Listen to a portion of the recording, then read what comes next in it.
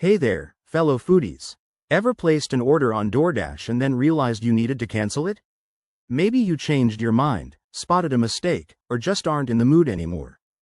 Don't worry. I'm here to walk you through the process step by step for 2025. This guide is super straightforward and will save you time and hassle. Let's dive in. First off, make sure you're using the latest version of the DoorDash app, as DoorDash has updated its interface in 2025 for even smoother navigation.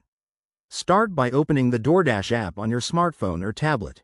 If you're not logged in, go ahead and sign in with your account details. Once you're in, head to the Orders tab, usually located at the bottom of the screen. This is where you'll see a list of your recent and active orders. Scroll through until you find the one you want to cancel. Pro tip: act fast.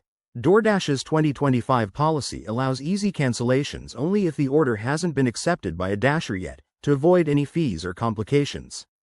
Tap on the specific order to open its details page. Here, you'll see a Cancel Order button. It's pretty prominent, so you can't miss it. Before you proceed, double-check why you're canceling, as DoorDash now offers a quick survey in 2025 to help improve their service. Hit that button, and you'll be prompted to confirm your cancellation. Just select Yes or Confirm, and voila, your order is canceled. If the order is already on its way, you might not be able to cancel directly through the app. In that case, contact DoorDash support via the in-app chat or their helpline. They can assist with refunds or alternatives, especially with the new 2025 customer support enhancements.